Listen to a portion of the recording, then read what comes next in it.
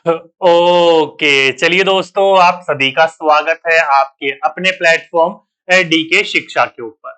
और मैं आपका एजुकेटर डीके गुप्ता। तो जैसे कि दोस्तों आप सभी बच्चों को पता होगा कि मैं आपको आपके आने वाले एग्जाम्स के लिए, किसके लिए दोस्तों, तो सीटेट पेपर 1 के लिए मैं आपको क्या करवाते हुए चल रहा था, तो पर्यावरण अध्ययन आपको करवाते हुए चल रहा था। क्या करवाते हुए चल रहा था? ईवीएस करवाते हुए चल रहा था अकॉर्डिंग टू एनसीईआरटी बुक्स। आप सही बच्चों को पता होगा, अगर आपने इन बुक्स को फॉलो कर लिया तो आपको सीटेट क्रैक करने से, सीटेट पास करने से, अच्छे नंबरों से कोई नहीं रोक सकता, क्योंकि पूरा का पूरा पेपर जो बनता है वो यहीं से ही एग्जैक्ट बिल्कुल शब्द टू शब्द उठाकर डाल दिए जाते हैं आपके एग्जाम में। तो वो मैं आपको करवाते हुए चल रहा था, जिसमें हमने स्टार्ट कर रखी थी क्लास 3 की ईवीएस की एनसीईआरटी बुक, जो कि हमने फिनिश कर ली। क्लास 4 लास्ट लेक्चर आपने अटेंड करा होगा, तो क्लास 4 भी हमने वहां से फिनिश कर दी है। ठीक है, अब बीच में जो बच्चे बार बार पूछ रहे होते हैं सर कई चैप्टर हम मिस करते हुए चल रहे हैं, तो डियर मैंने आपको पहले ही बता रखा था कुछ चैप्टर ऐसे होते हैं जो कि आपको पढ़ने लायक नहीं है, वहां से आज तक कोई भी क्वेश्चन नहीं बना।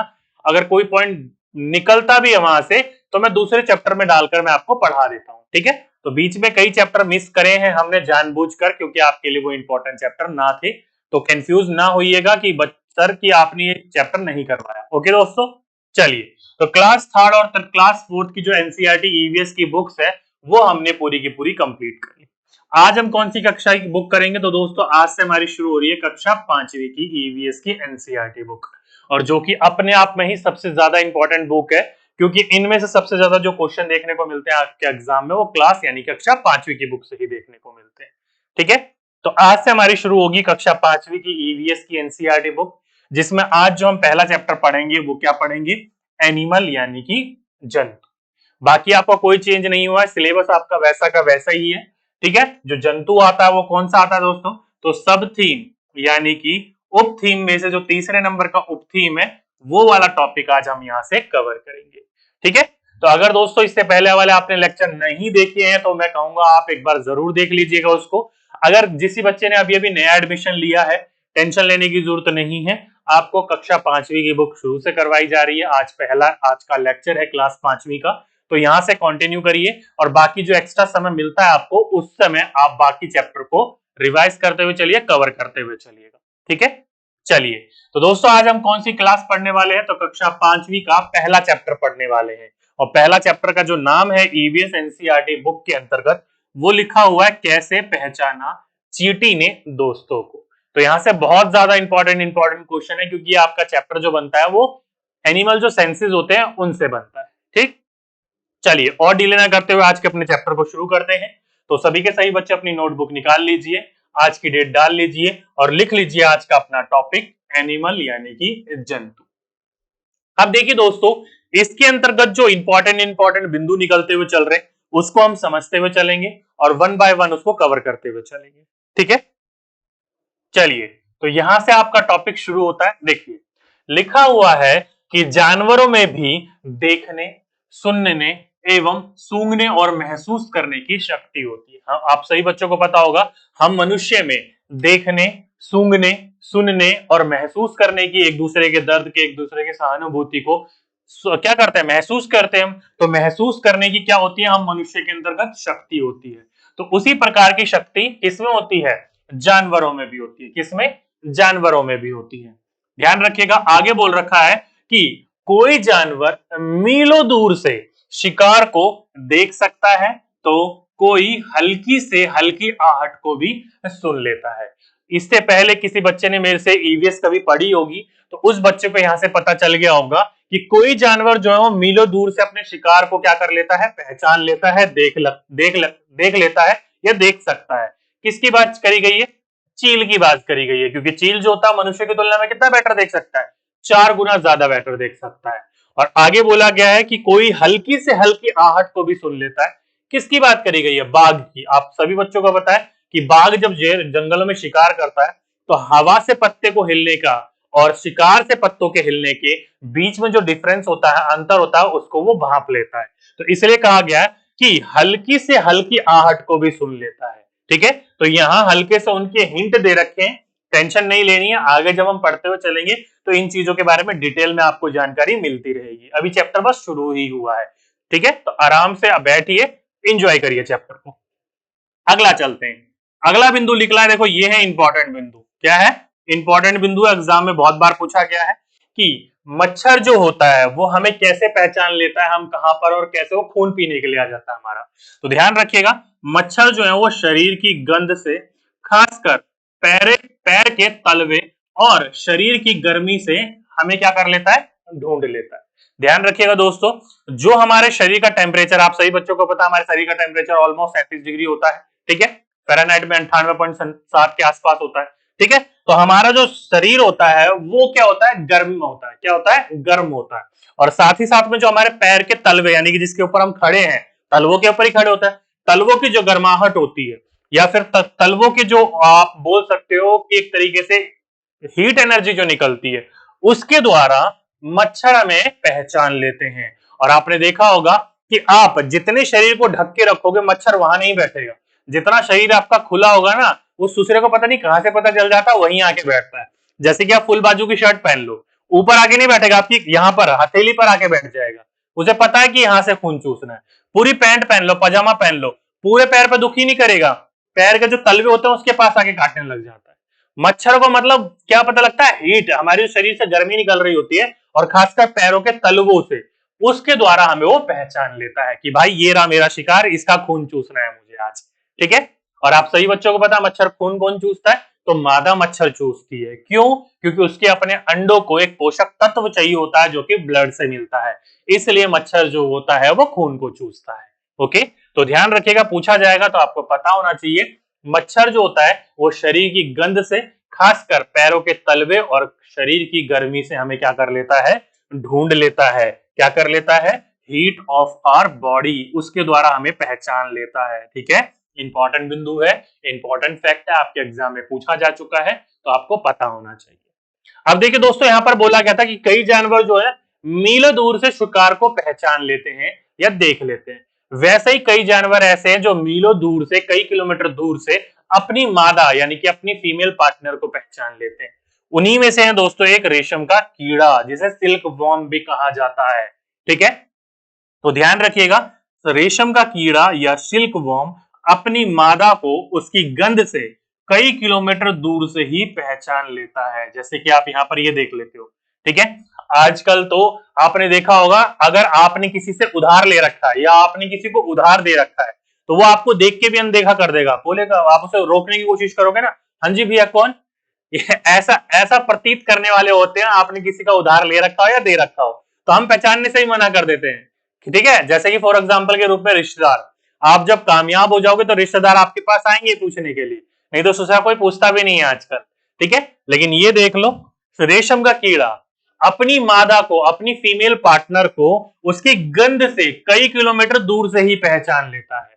तो अगली बार आपसे पूछा जाएगा कि निम्नलिखित में से वह कौन सा कीड़ा है जो कि अपनी फीमेल पार्टनर को, अपनी मादा को कई किलोमीटर दूर से ही पहचान लेता है, तो वो है रेशम का कीट। ओके, इंपॉर्टेंट है, ध्यान रखिएगा। यही इसी रेशम के कीट से हमें सिल्क मिलता है। क्या मिलता है? सिल्क यानी कि रेशम मिलता है। ओके, इतनी बात समझ में आ गई। यहां से आपके इंपॉर्टेंट दो बिंदु निकले, इन दोनों बिंदु को मैं आपको समझाते हुए चला था, ठीक। चलिए आगे चलते हैं। आगे लिखा है मजेदार बात और। अब क्या क्या मजेदार है बात है, चलिए समझते हुए चलते हैं। तुमने देखा होगा कई पक्षी अपनी गर्दन बहुत ज्यादा हिलाते हैं, देखा होगा ना आपने, you must have see birds moving their necks very often. क्या बोला मैंने कि आपने देखा होगा, आपने जो पक्षियों को नोटिस किया होगा तो वो अपनी गर्दन को बहुत ज्यादा हिलाते हैं, जैसे कि आप नीचे इमेज में देख रहे हो, नीचे दाएं बाएं ऊपर नीचे, पक्षी क्या करते हैं? अपनी गर्दनों को बहुत ज्यादा हिलाते हैं। ऐसा क्यों करते हो? लिखा है, जानते हो क्यों? क्योंकि ज्यादातर पक्षियों की जो आंखें होती हैं दोस्तों, उसकी जो पुतलियां होती हैं वो घूम नहीं सकती, वे अपनी गर्दन को घुमाकर ही अपने आसपास की चीजों को देख सकते हैं। फॉर एग्जाम्पल के रूप में, जैसे कि आप लोग यहाँ पर कई लड़के होंगे ऐसे, ठीक है, जब मार्केट वगैरह में जाते हो लड़कियों को घूरने के लिए नहीं देखते हो टुकुर टुकुर, लड़के तो चौड़े में देख लेते हैं, लड़कियां अगर आप खास करके मैंने देखा है, लड़कियों में क्या पता है क्या है, लड़कियां, भाई बुरी मत मानिएगा इस चीज को, लेकिन आप इस चीज को देखिए, एग्री होगो तो यह जरूर लिखना, किसी लड़की को लड़के से कोई मतलब हो ना हो, किसी लड़की को अपनी से ज्यादा सुंदर लड़की दिख गई, मैंने क्या बोला, लड़का जो है वो अपने से ज्यादा सुंदर लड़का देख लेगा, कोई दिक्कत नहीं है उसको, है अपनी जगह, वो अपने आप को तुर्रम खा मानता है कि मैं ही सबसे बेस्ट हूं। लेकिन लड़कियों को अपने से ज्यादा जब सुंदर कोई लड़की दिख जाती है ना, वो यूं देखेंगी उसको, यूं यूं गर्दन घुमा के नहीं देखेगी। क्यों? क्योंकि उसको पता है मैं इसको गर्दन घुमा के देखूंगी तो सामने वाली कहेगी हाँ मुझे देख रही है, मैं सुंदर दिख रही हूँ इसलिए मुझे देख रही है। लड़की इसलिए यूं देखेगी उसको, यूं, उसे पता भी ना लगे और इसको देखती है, देखती भी रहे, हाँ भाई कैसी दिख रही है जरा मैं भी तो देखूं, तो ऐसे करके देखती है। तो वही वाली बात है ना, तो यहां पर पक्षी तो भाई ऐसे देख नहीं सकता। अब पक्षी को भाई कुछ भी हो जाए, अब उसको देखना है सामने तो सामने देखेगा, नीचे देखना है तो गर्दन नीचे करेगा, इधर देखना है तो इधर करेगा, गर्दन इधर देखनी है तो इधर देखना है। तो जिस तरफ उसको देखना होगा उस तरफ वो अपनी गर्दन को घुमाएगा। क्यों? क्योंकि भाई उसकी आंखें जो है वो घूम नहीं सकती, उसकी आंखों की जो पुतलियां होती है, जैसे कि मैंने अभी आपको दिखाया, हमारी आंखों की पुतलियां टेढ़ी होकर हम देख लेते हैं, होता है ना। जैसे कि फॉर एग्जाम्पल के रूप में जब छोटे बच्चे थे हम लोग, जब हमारे घर में हम 2 भाई बहन 3 भाई बहन होते हैं, जैसे कि मैं 3 भाई बहन है, तो अब क्या होता है जब किसी भाई को, जैसे मेरे घर में मेरे बड़े भाई को कभी भी मार नहीं लगी, मेरे पापा से मेरी माँ से कभी भी मार नहीं लगी, हम दोनों छोटे बहन भाइयों को खूब लगी है, ठीक है। तो जब भी मेरी बहन पिट रही होती है मम्मी से या पापा से, पापा ने तो खासकर हम तीनों में से किसी को नहीं मारा, डांटा ही है, माँ ने बहुत पेला है, ठीक है। अधिकतर माँ ही मारती है घर में। तो जब भी बहन को मार रही होती है तो हम किताब खोल के पढ़ने लग जाते हैं और साथ ही साथ में टुकुर टुकुर देखते रहते हैं, पिट रही है अभी, चल ठीक है पिटने दे, इसके बाद हमारी बारी है। तो हम देख रहे होते हैं कब माँ उसको छोड़ेगी, और पहले से हाँ ठीक है मैं मान गया ना, ठीक है, वही वाली हरकत है। तो टुकुर टुकुर हम देख रहे होते हैं टेढ़ी आंखों से। तो वही वाली बात है, यहां पर हम टेढ़ी आंख करके पक्षी नहीं देख सकता, उसको देखना है तो गर्दन घुमानी पड़ेगी। क्या करनी पड़ेगी? गर्दन घुमानी पड़ेगी। क्यों? क्योंकि उसकी आंखों की पुतलियां घूम नहीं सकती। ओके, इंपॉर्टेंट बिंदु है, ध्यान रखिएगा, पूछा जाएगा आपसे कि पक्षियां जो होते हैं वो ज्यादातर अपनी गर्दन को क्यों घुमाते हैं? क्योंकि भाई उनकी आंखें जो होती है इस तरफ होती है, पहली बात पक्षियों की आंखें इस तरफ, जहां हमारे कान है इस तरफ आंखें होती है, ठीक है। और ये अपनी गर्दनों को इसलिए ज्यादा घुमाते हैं क्योंकि इनकी आंखें जो होती है वो घूम नहीं सकती, एक जगह फिक्स है। मान लो कि आंखें इनकी फेविकोल से चिपका दी गई हो, इधर उधर देखने के लिए इनको अपनी गर्दन घुमानी पड़ती है। ओके, इसलिए पक्षियां जो होते हैं अपनी गर्दन को बहुत ज्यादा हिलाती है। ठीक, इंपॉर्टेंट बिंदु है, ध्यान रखिएगा, पूछा जाएगा तो आपको पता होना चाहिए। आगे चलते हैं। आगे लिखा है चील, बाज और गिद्ध। जैसे कि दोस्तों मैंने अभी अभी आपको बताया था कि कुछ पक्षी ऐसे होते हैं जो कि अपनी शिकार को कई किलोमीटर दूर से ही पहचान लेते हैं या देख लेते हैं। तो उन्हीं में आता है इन तीनों का नाम, किसका? तो काइट्स, ईगल्स एंड वल्चर्स, यानी कि चील, बाज और गिद्ध। ये आपके ऐसे पक्षी हैं जो हमारी तुलना में, मनुष्य की तुलना में 4 गुना ज्यादा दूरी तक देख सकते हैं या देख पाते हैं। जो चीजें हम 2 मीटर की दूरी से देख सकते हैं या देख पाते हैं, वही चीजें इन पक्षियों को 8 मीटर की दूरी से दिखाई देती है। तो देख सकते हो दोस्तों, जो आपको 2 मीटर से दिखाई दे रही है, अब इसका 4 गुना कितना होता है? तो इसका 4 गुना होता है 8 मीटर। वही चीजें इनको कितनी दूरी से दिखाई देती हैं? 8 मीटर। तो ये मनुष्य की तुलना में कितने बेटर हो गए? 8 गुना, 4 गुना बेटर हो गए। कितने गुना बेटर हो गए? 4 गुना बेटर। इसको याद करने के लिए मैंने काफी बार बोल रखा है, चील की 2 आंखें होती हैं और 2 टांगे होती हैं, तो कितना गुना हो गया? 4 गुना। बाज की 2 टांगे होती हैं, 2 आंखें होती हैं, 4 गुना। गिद्ध की 2 आंखें होती हैं, 2 टांगे होती हैं, 4 गुना। तो ध्यान रखिएगा, चील, बाज और गिद्ध, जिसे आप क्या कहते हो? Kites and eagles and vultures बोलते हो, ये तीनों की तीनों ऐसे हैं जो कि मनुष्य की तुलना में 4 गुना बेटर देख सकते हैं। आपके एग्जाम में एक क्वेश्चन पूछा गया था कि निम्नलिखित में से ऐसे कौन से पक्षी हैं जो चीजें हमें 2 मीटर की दूरी से दिखाई देती है, वो उनको 8 मीटर की दूरी से आसानी से दिखाई दे जाती है। तो निम्नलिखित में से उन पक्षियों के समूह को चुनिए। तो पक्षियों के समूह में चील, बाज और गिद्ध एक दिया होगा ऑप्शन, उसको टिक करिएगा और आगे बढ़ जाइएगा, ठीक है।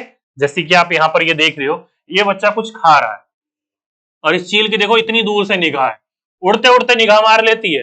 आपने देखा होगा जमीन पर चूहा चल रहा होता है, उड़ते उड़ते एकदम से आएगी और लपक के ले जाएगी, ठीक है। क्यों? क्योंकि वो निगाह रख रही होती है ऊपर से ही। तो इसलिए कहा जाता है कि जो आपको 2 मीटर की दूरी से दिखाई देगा, वो इनको 4 मीटर की दूरी, 8 मीटर की दूरी से आसानी से दिखाई दे जाता है, ठीक है। 4 गुना बेटर इनकी आंखें होती है मनुष्य की तुलना में, हमारी तुलना में। सही बच्चों को समझ में आ गया होगा, यहां तक कोई दिक्कत नहीं होगी। आगे चलते हैं। आगे बोला गया है, आमतौर पर माना जाता है कि दिन में जागने वाले जानवर, मैंने क्या बोला? आमतौर पर माना जाता है दिन में जागने वाले जानवर कुछ रंग देख पाते हैं, रात में जागने वाले जानवरों को हर चीज सफेद और काली ही दिखती है। ध्यान रखिएगा, आपसे कई बार क्वेश्चन पूछा जाएगा आपसे, तो आपको पता होना चाहिए। फॉर एग्जाम्पल के रूप में नीचे कुछ फिगर देखिए, जैसे कि एक मनुष्य है, उस मनुष्य को ये फिगर कुछ इस प्रकार से दिखाई देगा। यही अगर जो है पक्षी देखेगी तो उस इस प्रकार से दिखाई देगा, यही अगर कुत्ता देखेगा कुछ इस प्रकार से दिखाई देगा, और यही अगर छिपकली देखेगी तो कुछ इस प्रकार की दिखाई देगी। तो देख सकते हो कितना ज्यादा डिफरेंस है। इसलिए कहा जाता है कि मनुष्य की जो आंखें हैं एक ऐसी आंखें जो ज्यादा से ज्यादा रंगों को पहचान सकती है। ठीक है, बाकी देख सकते हो कितना ज्यादा डिफरेंस है मनुष्य की आंखों में और पक्षियों की और कुत्तों और छिपकलियों की आंखों में। ठीक है, उम्मीद करता हूं इस रंगों के भेदभाव से पता चल गया होगा। सबसे ज्यादा रंग जो पहचान में आते हैं वो मनुष्य को ही आते हैं। ठीक, तो यहां से क्वेश्चन क्या बना, यहां से क्वेश्चन ये बना कि निम्नलिखित में से जो जानवर रात में चीजों को देख सकते हैं उनको किस रंग में वो चीजें दिखाई देती हैं। तो अधिकतर ऑप्शन में हरा काला दिखा रहता है, तो बच्चे हरा काला टिक मार के आ जाते हैं। नहीं दोस्त, ध्यान रखिएगा, केवल काली और सफेद में दिखता है। पुराने जमाने में हमारा टीवी कैसा था, black and white he colour मिलता था और कोई कलर तो था नहीं हमारे पास। ठीक है, तो ब्लैक एंड व्हाइट ध्यान रखिएगा, पुराने जमाने से कोरिलेट कर लीजिएगा। जो जानवर रात में चीजों को देख सकता है, जैसे कि उल्लू हो गया, बाघ हो गया, अधिकतर जानवर देख सकते हैं। ठीक है, तो जो जानवर रात में चीजों को देख सकते हैं वो सारी चीजों को केवल काले और सफेद में ही देखते हैं और कोई तीसरा रंग उनको पहचान में नहीं आता है। ओके, इंपॉर्टेंट बिंदु है, इंपॉर्टेंट फैक्ट है, ध्यान रखिएगा, पूछा जाएगा आपसे तो आपको पता होना चाहिए।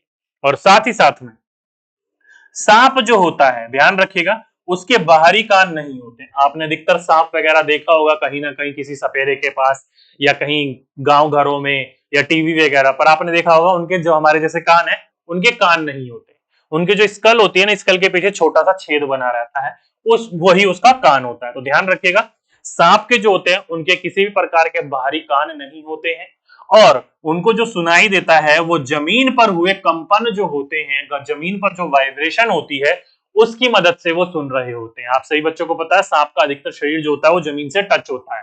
ठीक है, तो इसलिए जमीन पर हुए जो कंपन होते हैं उसी को वो महसूस करके उसी को सुनने की कोशिश करता है। डायरेक्टली आपके एग्जाम में क्वेश्चन अब तक तो नहीं बना, लेकिन बनेगा तो आपको पता होना चाहिए। सांप के जो है हमारी तरह बाहरी कान नहीं होते हैं जैसे कि गाय भैंस के होते हैं, उसके कान जो होते हैं स्कल के पीछे हल्के छोटे छोटे से छेद होते हैं, लेकिन वो जो सुनता है वो शरीर पर जो जमीन पर टच रहता है उसका शरीर, और जमीन पर जो कंपन होती है, वाइब्रेशन होती है, उसकी मदद से उस चीज को वो सुन रहा होता है। जैसे कि आपने देखा होगा जो सपेरा बीन बजाता है तो बीन के साथ सांप यूं यूं हिल रहा होता है, तो बीन की धुन पर नहीं हिल रहा होता है। ठीक है, वो केवल वो जो यूं यूं घुमा रहे होते हैं उस इशारे पे घूम रहा होता है, और दूसरा उसको जो सुनाई दे रहा है वो जो बीन बजा रहा है उससे जो कंपन हो रही है उस कंपन को अपने शरीर से महसूस करता है और उसके द्वारा वो सुनने की कोशिश करता है।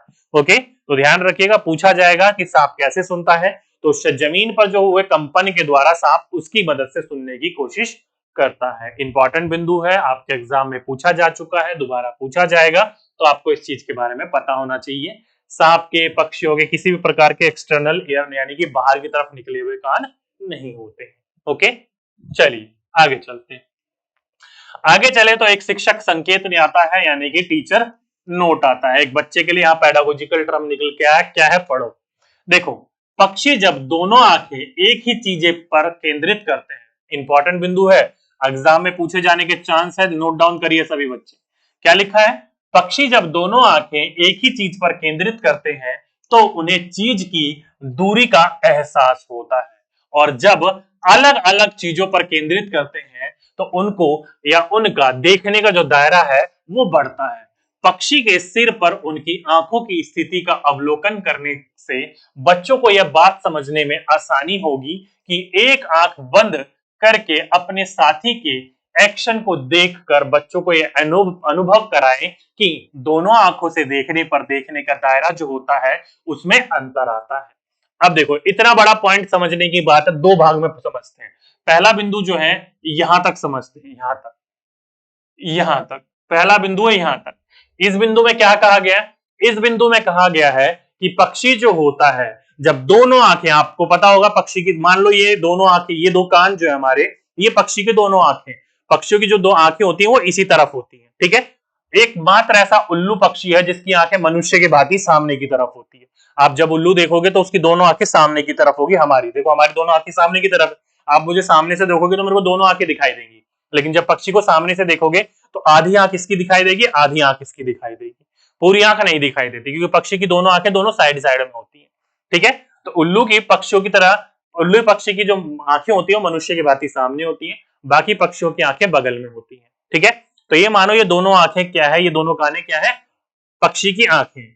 अब देखिए दोस्तों, पक्षी को किसी भी चीज की दूरी का पता करना, फॉर एग्जाम्पल के रूप में एक छोटा पक्षी दाना चुग रहा है, अब उसका कोई ना कोई शिकार करने तो आएगा ही, जैसे चील आया, तो चील की जो दूरी है उसको उसे पता करना है कि वो कितनी दूरी पर है, तो उसको दोनों आंखों को उस चील के ऊपर रखनी पड़ेगी। ये दोनों आंखों को उसको चील के ऊपर रखनी पड़ेगी, तब जाके पता चल पाएगा कि चील जो है उससे कितनी दूरी पर है। अगर उसने दोनों आंखें अलग अलग चीजों पर रखी, क्योंकि आप सभी बच्चों को पता है एक आंख इधर है, एक आंख इधर है, तो इस आंख से इधर का देखेगा, इस आंख से इधर का देखेगा, तो देखने का दायरा बढ़ गया। ठीक है, और वहीं पर ही जब ये दोनों आंखें उस पर रखेगा तो उसको यूं घूमना पड़ेगा, और ये देख रहा है तो दोनों आंखें देख रही हैं। तो इससे पता चलता है कि जब पक्षी अपनी दोनों आंखें एक किसी वस्तु पर, किसी चीज पर रखता है, तो उसे पता चल पाता है कि आखिर में वो दूरी कितनी है उससे। ठीक है, उस चीज की, उस वस्तु को, और दोनों आंखों को अलग अलग चीजों पर रखेगा तो देखने का उसका दायरा बढ़ता है। ठीक है, इंपॉर्टेंट बिंदु है, ध्यान रखिएगा इस बिंदु को। अब इस चीज को बेटर समझाने के लिए बच्चों को कहा गया कि आप अपने दोस्त को पहले एक आंख बंद करके देखिए, फिर दूसरी आंख बंद करके देखिए, और फिर दोनों आंख खोल कर देखिए, तो देखोगे आप देखने का जो दायरा है उसमें कितना ज्यादा डिफरेंस होता है। आप खुद करके देखिए, एक आंख बंद कर लोगे तो आपको यहां से यहां तक का दिखाई देगा केवल, और जब दोनों खोलोगे तो यहां से यहां तक का दिखाई दे रहा है। ठीक है, तो एक आंख से देखने में क्या होता है, थोड़ा देखने का दायरा कम हो जाता है, और दोनों आंखें से देखोगे तो देखने का दायरा बढ़ जाता है। तो इसी चीज को समझाने के लिए बच्चों को बोला गया कि अपने दोस्त के साथ ही अनुभव करें, एक्सपेरिमेंट करें और समझने की कोशिश करें कि कैसा है ये बिंदु। ठीक है, तो ये तो पेडागोजिकल टर्म हो गया, लेकिन ऊपर एनसीईआरटी फैक्ट टर्म हो गया। अगर पूछा जाएगा तो आपको पता होना चाहिए, दोनों आंखों एक ही चीज पर रखेंगे तो दिशा मतलब उसकी दूरी का पता चलेगा, और दोनों आंखें अलग अलग कर सकता है, वो अलग अलग चीजों को देख सकता है एक ही साथ में, तो देखने का दायरा बढ़ेगा पक्षियों का। ठीक, आगे चलते हैं।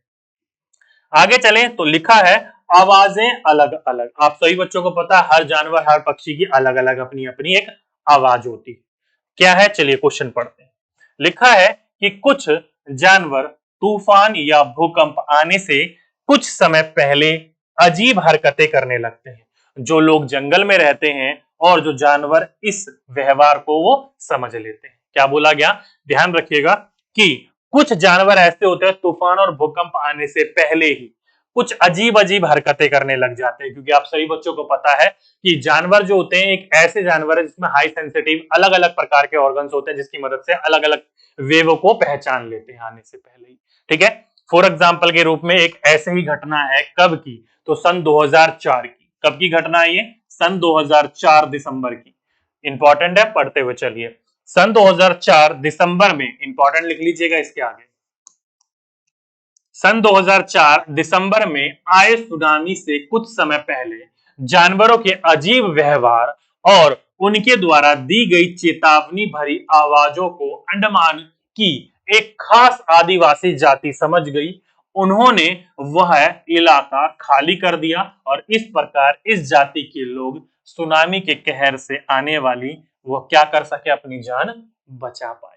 क्या आप देखो दोस्तों, क्वेश्चन क्या है, पूछा जाएगा पहला क्वेश्चन कि निम्नलिखित में से भारत में सुनामी कब आई थी, तो सन 2004 में आई थी। कब आई थी, सन 2004 दिसंबर में आई थी। ठीक है, अब डायरेक्टली ये क्वेश्चन पूछा जाएगा कि ये सुनामी अधिकतर एक खास जनजाति जो है वो अपनी जान को बचा पाई जानवरों की हरकतों को देखकर, तो वो अंडमान की खास जनजाति। आप सही बच्चों को पता है अंडमान एंड निकोबार द्वीप समूह है हमारा, एक यूनियन टेरिटरी है, किस तरफ को, तो नीचे हिंद महासागर की तरफ को। ठीक है, तो उस तरफ को देखने को मिलता है, कहां पर, तमिलनाडु साइड की तरफ।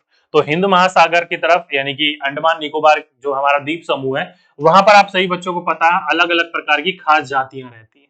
ठीक है, तो वो जो लोग होते हैं अधिकतर नई आधुनिकरण के तरफ नहीं बढ़ रहे होते हैं, वो अपने वैसे जंगलों में या फिर जो लोग पुराने जमाने की तरह रहते थे उसी तरह वो रहना पसंद करते हैं। तो ये जो है जानवर वगैरह को रीड करते हैं। जब उस समय 2004 दिसंबर में जब सुनामी आने वाली थी, तो समुद्र के अंदर अलग अलग मछलियों ने अलग अलग प्रकार की हरकतें करनी शुरू कर दी थी। तो इस इलाका जो नीचे वाला इलाका था, वहां से लोगों ने अपना घर वगैरह खाली करके ऊंचे इलाके में चले गए, और बाद में जब देखा तो ये पाया गया कि उस इलाके में पूरा सुनामी आ गई थी और सुनामी के अंतर्गत पूरा का पूरा तहस नहस हो गया था। लेकिन एक भी जान की वहां पर क्या हुई नहीं गई, किसी की वहां पर किसी प्रकार की क्षति नहीं पहुंची जान की। ठीक है, तो इस प्रकार से उन लोगों ने अपनी जान को बचाया। तो डायरेक्टली क्वेश्चन पूछा जाएगा तो आपको पता होना चाहिए कहाँ की आई बात थी, अंडमान निकोबार की थी। कब आई थी सुनामी? तो सन 2004 दिसंबर में आया था। ठीक है, इंपॉर्टेंट बिंदु था, इंपॉर्टेंट फैक्ट था, ध्यान रखिएगा पूछा जाएगा। तो आगे चलते हैं, आगे चले तो लिख रहा है कितना सोए, किसकी बात है? Sloth.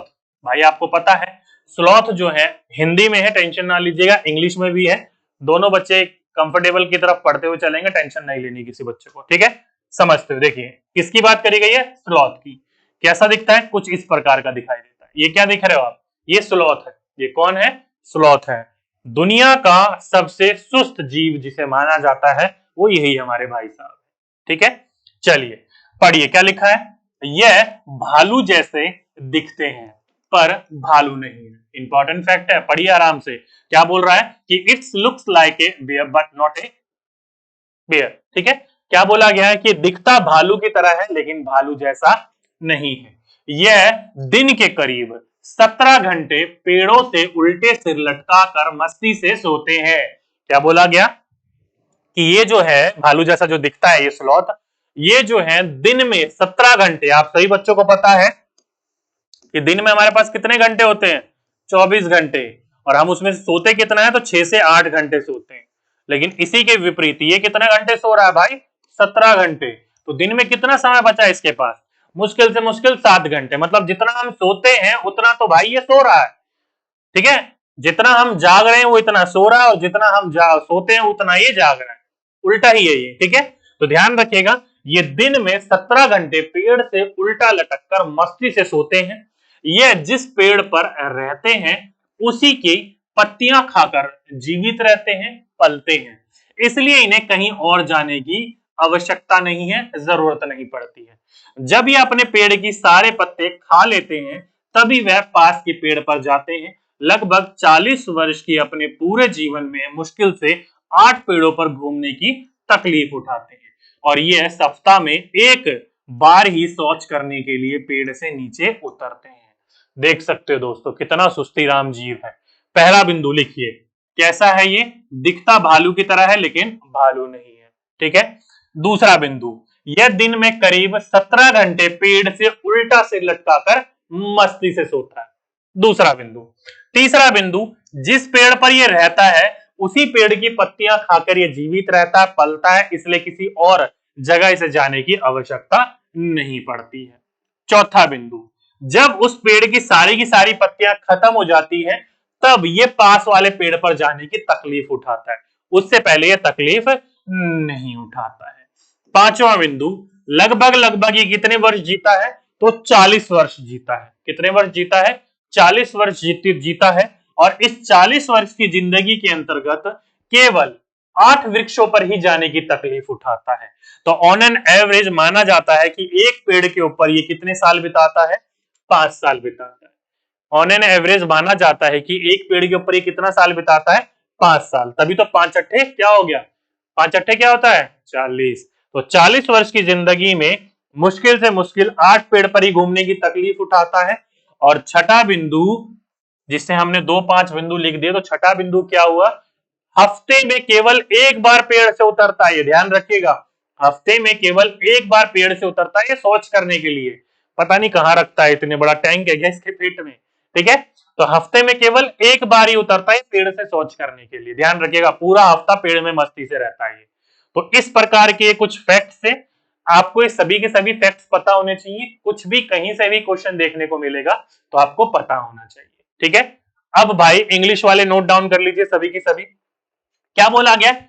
It is a sloth, it's spend almost 17 hour a day sleeping while hanging upside down on the tree branches. साफ साफ बोला गया है कि दिन में 17 घंटे पेड़ के ऊपर मस्ती से लटक कर ये सोता है, और जिस पेड़ पर ये रहता है उसी पेड़ की पत्तियां खाकर क्या करता है? जीवित रहता है। जिस पेड़ पर रहता है उसी पेड़ की ये पत्तियां खाकर जीवित रहता है, और इसे कहीं और जाने की आवश्यकता नहीं है। जब ये पेड़ की सभी पत्तियां खा लेता है तब ये किसी दूसरे पेड़ के नजदीकी पेड़ पर जाने की तकलीफ उठाता है। ठीक है, ये अपनी 40 वर्ष की जिंदगी में, कितना, अबाउट 40 ईयर लाइफ के अंतर्गत, 40 वर्ष की जिंदगी के अंतर्गत केवल 8 पेड़ों पर जाने की ही क्या करता है, तकलीफ उठाता है। क्या करता है, 8 पेड़ों पर ही जाने की तकलीफ उठाता है। और वंस ए वीक, यानी कि हफ्ते में एक बार, it's come down from the tree to, क्या, रिलीफ, अपने आप को संतुष्ट करने के लिए, सोच करने के लिए नीचे उतरता है। ठीक है, तो इंपॉर्टेंट है, ध्यान रखिएगा, पूछा जाएगा आपसे तो आपको इस चीज के बारे में पता होना चाहिए। ओके, इंपॉर्टेंट फैक्ट है, ध्यान रखिएगा। तो यहां से दोस्तों क्या पता चला, ये जो हमारे स्लॉथ जी हैं, ये दिन में केवल 17 घंटे, केवल 17 घंटे, ज्यादा नहीं, केवल 17 घंटे सोते हैं और ज्यादा नहीं सोते। ठीक, चलिए अब नीचे कुछ जानवर दे रखे हैं, इनके भी सोने की समय आपको पता होना चाहिए, एग्जाम में पूछा जाएगा तो आपको पता होना चाहिए। जैसे कि देखो काऊ, यानी कि गाय हमारी माता है, सभी ने हमने पढ़ा है बचपन में, तो दिन में कितने घंटे सोती है, तो देख केवल 204 घंटे सोती है। ध्यान रखिएगा, गाय जो होती है दिन में केवल 4 घंटे सोती है। पाइथन जो होता है ये दिन में 18 घंटे सोता है। पाइथन मतलब अजगर, ठीक है, अजगर जो है दिन में 18 घंटे सोता है। जिराफ जिसकी लंबी सी गर्दन होती है वो दिन में केवल 2 घंटे सोता है। कितने घंटे सोता है, 2 घंटे सोता है। और बिल्ली दिन में 12 घंटे सोती है।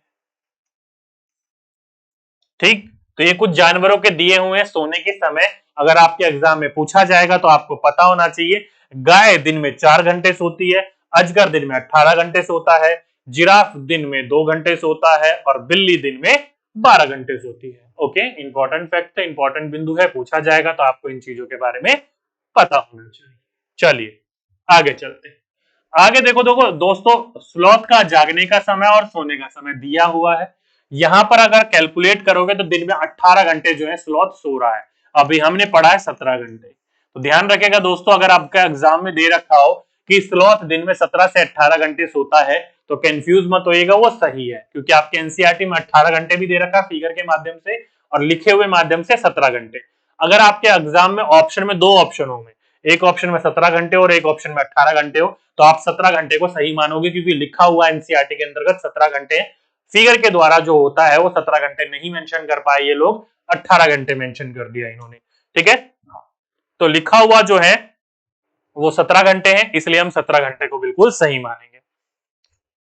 और वहीं पर ही जो छिपकली होती है, आप सही बच्चों को पता होगा, सर्दियों के दिनों में छिपकली देखने को नहीं मिलती है। ठीक है, क्यों, क्योंकि भाई ये जो चली जाती है किसमें, शीत निंद्रा में। किसमें चली जाती है, शीत निंद्रा में। सर्दियों के समय जो होती है पूरे के पूरे 24 घंटे सोती रहती है। ठीक है, जब वापस गर्मी आती है तब दोबारा ये क्या लगती है, जान फूकती है और दोबारा आती देखने को मिलती है। तो सर्दियों के अंतर्गत छिपकली देखने को आप लोगों को, हम लोगों को नहीं देखने को मिलती। ठीक है, चलिए आगे चलते हैं। क्या तुम जानते हो, क्या जानते हो कि हाथी को उसके दांतों के लिए, और गेंडों को उनके सींग के लिए, और शेर, मगरमच्छ और सांप को उनकी खाल के लिए, और कस्तूरी हिरण को, किसको, कस्तूरी हिरण को थोड़ी सी उसकी खुशबू के लिए मारा जाता है। तो डायरेक्टली ये क्वेश्चन पूछा जाता है आपसे कि निम्नलिखित में से किन जानवरों को किन किन चीजों के लिए मारा जाता है, तो आपको पता होना चाहिए, हाथी को उनके दांतों के लिए, गेंडों को उनके सींगों के लिए, शेर, मगरमच्छ और सांपों को उनकी खालों के लिए, और कस्तूरी हिरण को उसकी थोड़ी सी खुशबू के लिए। अगर आप डिस्कवरी वगैरह चैनल देखते हो तो अफ्रीका में अधिकतर गैंडे वगैरह देखने को मिलते हैं। तो अफ्रीका के जो वहां पर फॉरेस्ट रेंजर होते हैं वो गेंडों को बचाने के लिए, क्योंकि गेंडों को जो सींग होते हैं वो वहां पर जो शिकारी होते हैं गेंडों को मार देते हैं और सींग काट कर ले जाते हैं। तो गेंडों को उनको बचाने के लिए अफ्रीकन जो वहां पर फॉरेस्ट रेंजर होते हैं वो बचपन से ही गेंडों को सींग को काटते रहते हैं, बढ़ने नहीं देते हैं, ताकि उन सींगों की वजह से उन गेंडों की मौत ना हो। इस वजह से देखने को मिलता बड़े पैमाने पर। हमारे यहीं देख लो, हाथी को उसके दांतों के लिए मार दिया जाता है। ठीक है, तो ध्यान रखिएगा, हाथी को उसके दांतों के लिए, गेंडे को सींग के लिए, शेर, मगरमच्छ और सांपों को उनकी खाल के लिए, और कस्तूरी हिरण को उसकी थोड़ी सी खुशबू के लिए मार दिया जाता है। डायरेक्टली अगर आपके एग्जाम में पूछा जाएगा तो इन चीजों के बारे में आपको पता होना चाहिए। ठीक, आगे चलते हैं। आगे आते हैं अपने नेशनल एनिमल यानी कि राष्ट्रीय पशु के बारे में कुछ जानकारी ले लेते हैं, क्योंकि इंपॉर्टेंट फैक्ट निकलते हैं आपके एग्जाम में, बहुत क्वेश्चन देखने को मिलते हैं।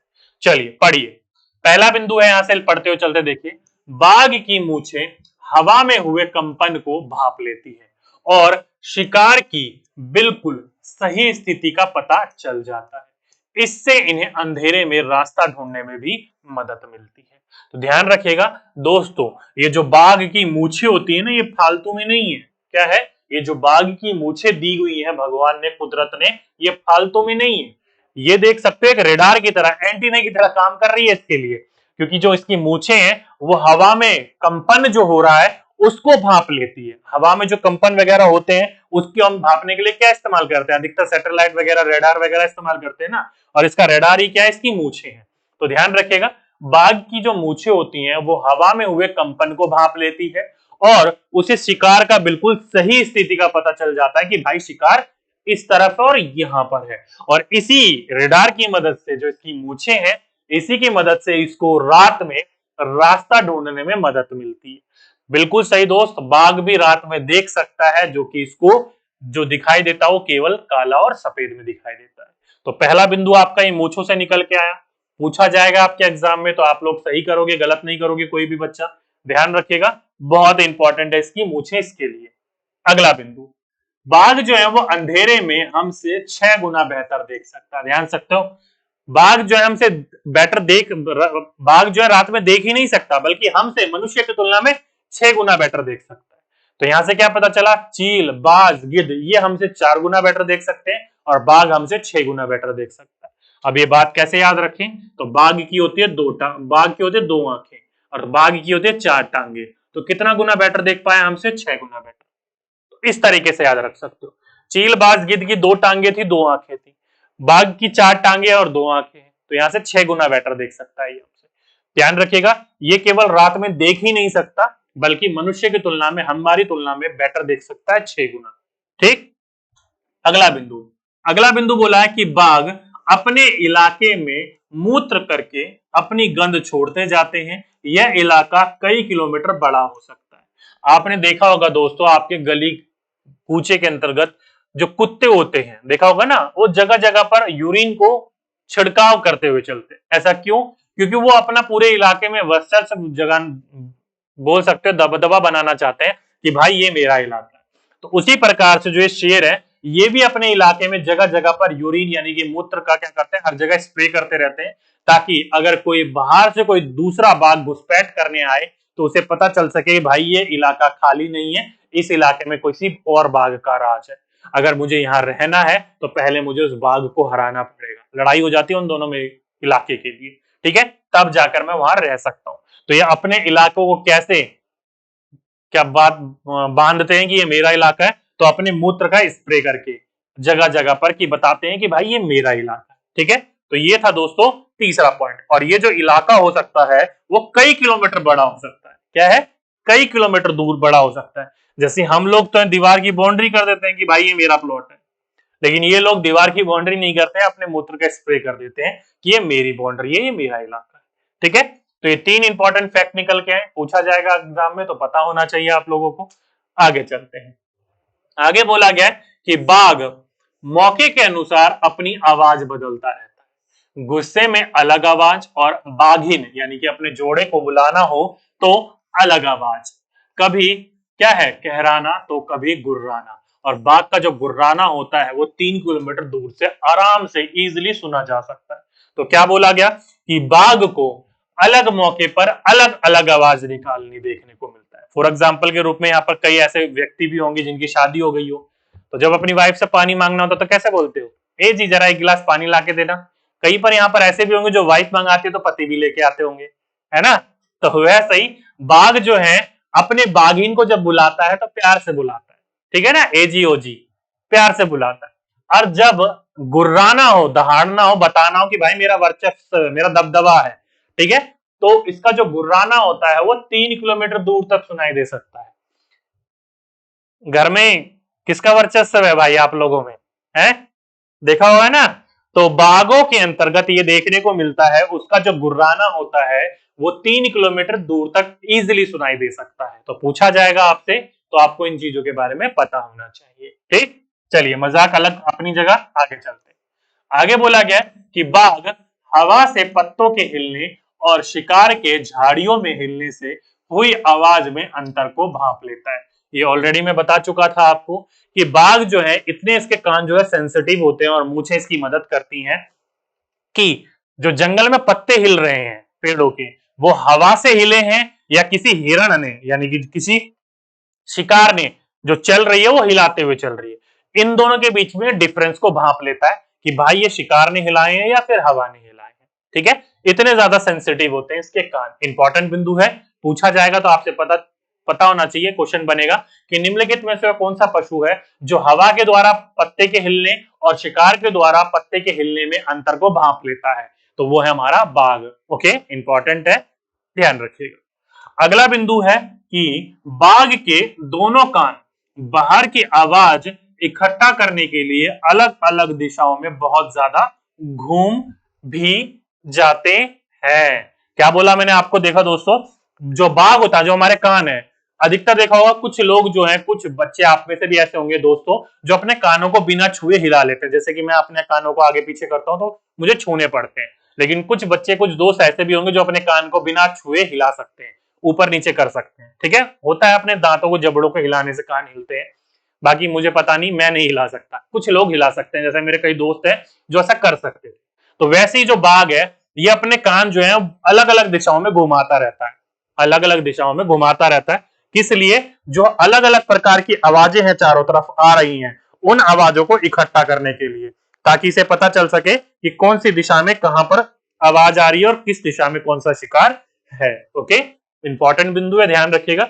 बाघ के जो दोनों कान होते हैं वो अलग अलग दिशा में बहुत ज्यादा हिलते हैं आवाजों को इकट्ठा करने के लिए। ठीक, उम्मीद करता हूं ये जो मैंने 6 बिंदु बताए हैं, ये 6 के 6 बिंदु आपको इजीली समझ में आ गए होंगे। आगे चलते हैं। आगे बोला गया है कि हमारे देश में बाघ और अन्य कई जानवरों की गिनती इतनी कम हो गई है कि इन्हें लुप्त हो जाने के खतरा है। क्या है?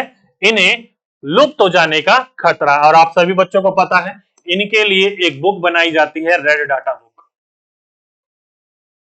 क्या है? Red data book. ये बुक एक ऐसी बुक है जो कि संकटग्रस्त प्रजातियों के बारे में या फिर जो लुप्त हो चुकी प्रजाति है उनका ये डाटा रखती है। क्या रखती है? उनका ये डाटा रखती है कि ये जानवर लुप्त हो चुके हैं या फिर ये लुप्त होने की कगार पर। ठीक है, तो ध्यान रखिएगा, हमारे देश में बाघ हो गए या फिर अन्य कई जानवर हो गए जिनकी गिनती दिन पर दिन कम होती जा रही है, और इतनी कम हो गई है कि ये लुप्त होने की कगार पर है। जैसे कि आपको पता होगा, अंग्रेज जब हमारे यहाँ पर राज किया करते थे तो उस समय एक पक्षी मिलती थी, डोडो पक्षी। अब डोडो पक्षी दिन पर दिन खत्म होती गई है, अब है ही नहीं, डोडो पक्षी दिखने को ही नहीं मिलती है। ठीक है, तो वैसे ही हमारे जो कुछ ऐसी पक्षी है, कुछ ऐसे जानवर है जो दिन पर दिन लुप्त होती जा रही हैं या फिर खतरे में है। तो इसका जो डाटा होता है वो रेड डाटा बुक के अंतर्गत रखा जाता है। ठीक है, आगे लिखा है कि हमारे देश की सरकार इन्हें बचाने के लिए बहुत से जंगलों को सुरक्षा दे रही है, जैसे उत्तराखंड का जिम कॉर्बेट नेशनल पार्क। आप सभी बच्चों को पता है, मैंने नेशनल पार्क याद कराने के लिए मैंने आपको एक ट्रिक भी दी थी। क्या था? उत्तराखंड के राजा जी से मिलने के लिए गंगा, उसकी पिताजी और उसकी बेटी, दोनों के तीनों मिलने गए थे। कहां गए थे? जिम में गए थे। तो ऐसे करके मैंने ट्रिक बताई थी आप लोगों को। तो उत्तराखंड का जो राजा था उससे मिलने कहां गए थे? जिम में गए थे। तो जिम से बना जिम कॉर्बेट नेशनल पार्क। तो जिम कॉर्बेट नेशनल पार्क जो है वो कहां पर है? उत्तराखंड में। कहां पर है? उत्तराखंड में, ध्यान रखिएगा। अगला है राजस्थान। तो राजस्थान के भरतपुर जिले में क्या है? घाना पक्षी अभ्यारण्य है। क्या है? घाना पक्षी अभ्यारण्य। तो पूछा जाएगा आपसे, तो आपको पता होना चाहिए घाना पक्षी अभ्यारण्य कहां पर है? तो भरतपुर जिले में। कहां पर? राजस्थान में। कहां पर? राजस्थान में। और आगे बोल रखा है कि इन जंगलों में जानवरों का शिकार मना है, यहां लोग जानवरों या फिर जंगल को कोई नुकसान नहीं पहुंचा सकते। देखा होगा दोस्तों, हमारे भारत देश ने अलग अलग जानवरों के बचाने के हेतु अलग अलग जानवर के जंगलों को क्या दिया गया? उनके घर को संरक्षित करने के लिए एक एरिया बनाया गया, जैसे नेशनल पार्क वगैरह या पक्षी अभ्यारण्य वगैरह देखने को आपको मिलते हैं। तो उन्हीं में से कुछ ये हैं। आपके एग्जाम में कई बार पूछा जा चुका है कि जिम कॉर्बेट नेशनल पार्क कहां पर देखने को मिलता है? तो उत्तराखंड में देखने को मिलता है। वहीं पर ही घाना पक्षी अभ्यारण्य कहां पर देखने को मिलता है? तो भरतपुर जिले में, जो कि राजस्थान के अंतर्गत है, वहां देखने को मिलता है। तो अगली बार आपसे पूछा जाएगा तो आपको इन चीजों के बारे में पता होना चाहिए। इसके अलावा और भी आपके नेशनल पार्क है वो मैं आपको एक अलग से वीडियो में बता दूंगा, कोई दिक्कत वाली बात नहीं है। लेकिन अलग से अब तक कोई क्वेश्चन नहीं बना है, केवल इन्हीं दोनों से बनता है, तो आपको इन दोनों को तो जरूर याद रखना चाहिए। ठीक है, उम्मीद करता हूं यहां तक सारी की सारी चीजें समझ में आ गई होंगी, किसी भी प्रकार का यहां तक किसी भी बच्चे को कोई डाउट नहीं होगा। ठीक, चलिए, तो ये था दोस्तों आज का अपना एनसीईआरटी बुक्स के अंतर्गत कक्षा 5वीं का चैप्टर नंबर फर्स्ट एनिमल्स। उम्मीद करता हूं ये पूरा का पूरा चैप्टर आपको इजीली समझ में आ गया होगा, और इससे रिलेटेड जो मैंने आपको चैप्टर में क्वेश्चन करवाए वो भी सभी बच्चों को अच्छी तरीके से समझ में आ गया होगा, किसी भी प्रकार की कोई दिक्कत नहीं होगी आप लोगों को। ठीक, बाकी जब हम लोग नेक्स्ट क्लास में मिलेंगे तो वो हम नेक्स्ट क्लास में करेंगे इसी क्लास की कक्षा 5वीं की बुक से ही करेंगे हम चैप्टर नंबर 2। ठीक है, तो ऐसे करके धीरे धीरे हम जो है एनसीईआरटी खत्म कर लेंगे। ठीक, फिर हम चलेंगे क्लास 6 और 7th की ज्योग्राफी और साइंस की बुक को पढ़ने के लिए। हाँ जी दोस्तों, आपको ज्योग्राफी और साइंस की बुक भी पढ़नी इंपॉर्टेंट है, क्योंकि आपके एग्जाम में वहां से भी क्वेश्चन देखने को मिल रहे थे। ठीक है, तो केवल हम उन टॉपिक को पढ़ते हुए चलेंगे जो कि आपके एग्जाम पॉइंट ऑफ व्यू से इंपॉर्टेंट है, और उसको हम कवर करते हुए चलेंगे। फिर उसके बाद हम फिर पेडागोजी स्टार्ट करेंगे। ठीक, चलिए आज के लिए केवल इतना ही रहने देते हैं। उम्मीद करता हूं यहां तक सारी की सारी चीजें आपको समझ में आ गई होंगी। तो दोस्तों आज के लिए बस इतना ही। आपसे फिर मुलाकात होगी एक नेक्स्ट वीडियो में एक नेक्स्ट टॉपिक के अंतर्गत। जब तक के लिए सभी बच्चों को धन्यवाद।